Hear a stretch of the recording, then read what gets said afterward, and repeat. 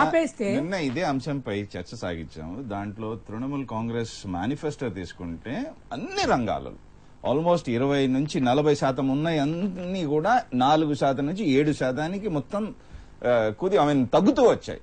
Okay fine. చంగల్రెడ్డి గారు, నాకేటి లెక్క అంటూ నిన్న ప్రధాని అయినా గానీ, మినిస్ట్రీ ఆఫ్ కామర్స్ అయినా గానీ, secretary to the government of India Anjali Prasad FDI పై ఒక నోటిఫికేషన్, దాని తర్వాత ఏ విధంగా విధి విధానాలు ఉండాలి, అదేవిధంగా ఎఫ్డిఐ ఇన్ ఏవియేషన్ సెక్టర్, దాని తర్వాత చిల్లర వ్యాపారంలో ఈ విధంగా నోటిఫికేషన్ మొత్తం జారీ చేసి మొత్తం 5 నోటిఫికేషన్లు నిన్న జారీ చేశారు.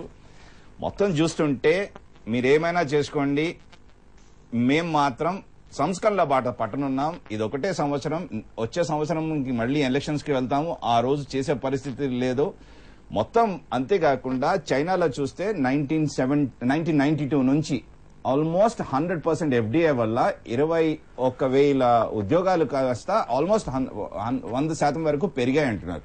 మన దేశంలో ఆ విధంగా చేస్తే పెరిగే అవకాశాలు ఉంటారు.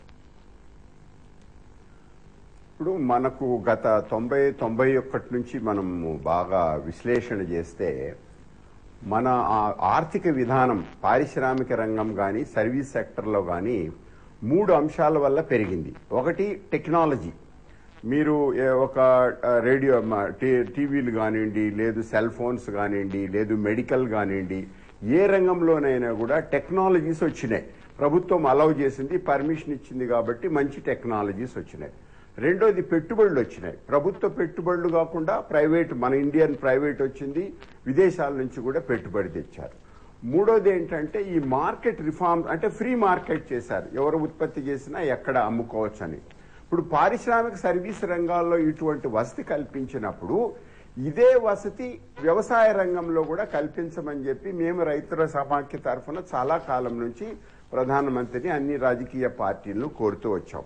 ఇప్పుడు ఇక్కడ మీరు చూస్తే రిటైల్లో ఎందుకు ఇంత గొడవ చేస్తున్నారో రాజకీయ పార్టీలు, మాకు రైతులకైతే అర్థం లేదు. ఈ రోజు మేము ఒక మండీకి తీసుకెళ్తే అక్కడున్న కమిషన్ ఏజెంటు ఒక అర్ధగంట మా సరుకు అమ్మించిన దానికి వాడు చేసే పనేంటి, 10% తరుగు తీసేస్తాడు, క్వాలిటీ సరిగా లేదని 10% కమిషన్ తీసేస్తాడు. ఒక 2-3% ఖర్చులు అని చెప్పి మా లెక్కలో వేసి 20 నుంచి 25% మమ్మల్ని అర్ధగంటలో దోపిడీ చేస్తున్నాడు అతను. ఇదే ఎఫ్డిఐ వచ్చిందంటే మాకు ఇతరత్రగా ఉంటుంది. అదేవిధంగా ఈరోజు గ్రామాల్లో మేము ఏదైనా పంట కోసిన తర్వాత ప్రీ కూలింగ్ చేయటము అనేది లేదు. కనీసం మాకు సలహాలు ఇచ్చేదానికి ప్రభుత్వాలలో కూడా కొన్ని ఇబ్బందులు వచ్చినాయి. ఈ విదేశీ పెట్టుబడులు వచ్చిన దానివల్ల 2-3 రకాల అడ్వాంటేజ్లు వస్తాయి.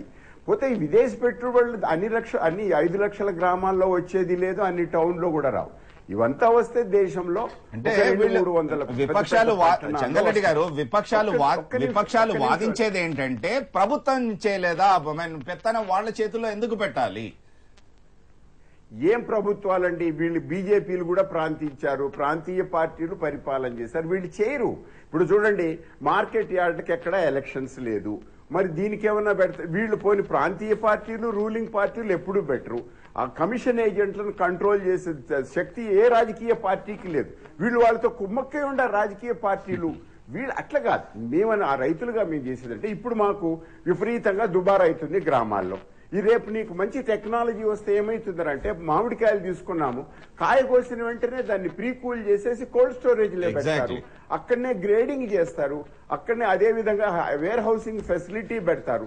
తర్వాత మన మామిడికాయలకు కావచ్చు, ఇతర పంటలకు బ్రాండింగ్ వస్తుంది. ఫలానా గ్రామంలో ఫలానా జిల్లాలో వచ్చినట్టు బెనిషాన్ తీసుకున్నాం.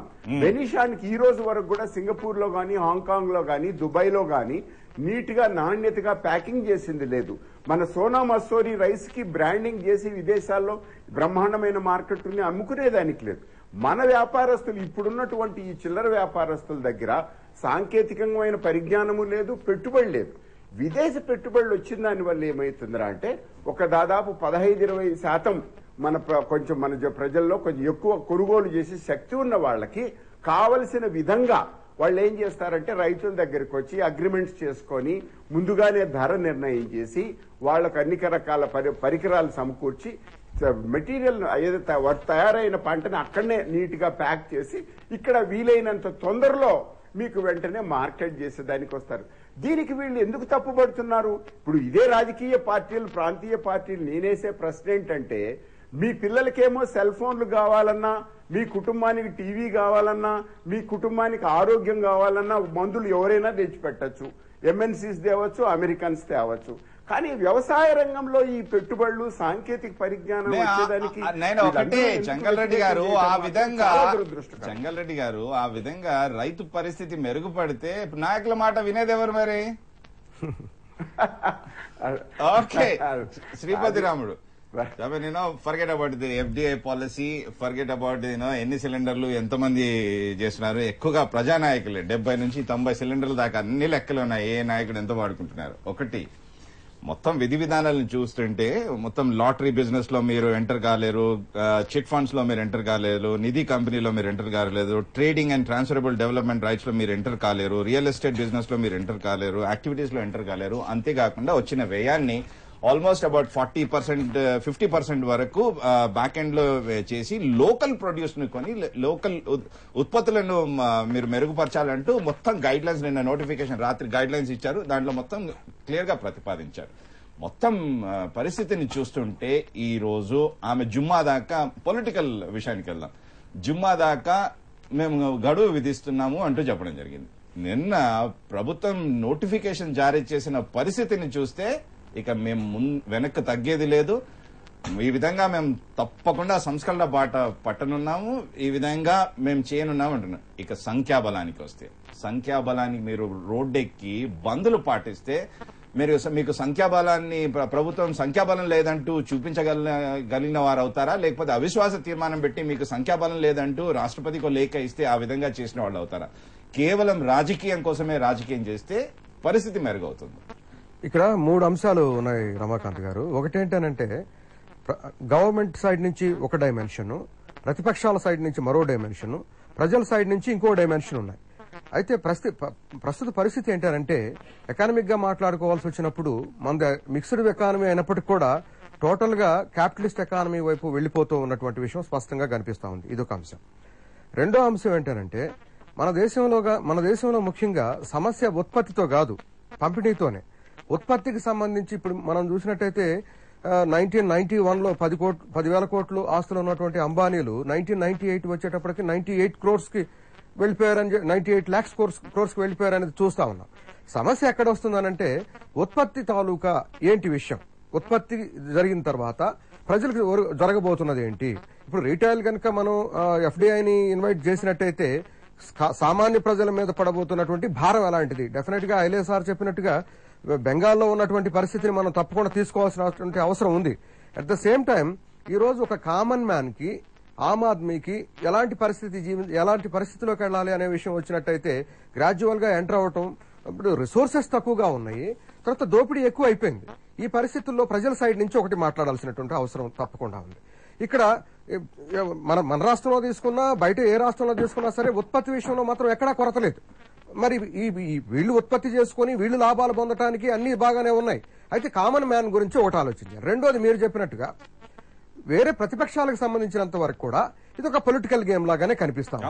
ఎవరు కూడా స్పష్టంగా ఫలానా అంశాలను పెట్టుకుని ముందుకొచ్చి మేము ప్రజల పక్షాన ఎలా ఉంటామని స్పష్టంగా చెప్పడం ఏం లేదు. కొంతమంది ఏమో ప్రభుత్వాన్ని పడగొట్టేసి అధికారంలో రావాలని చూస్తే, మరి కొంతమంది అవకాశాలను ఉపయోగించుకొని వచ్చే ఎన్నికల్లో ఎలా నిలబడాలనేది చూస్తా ఉన్నాం.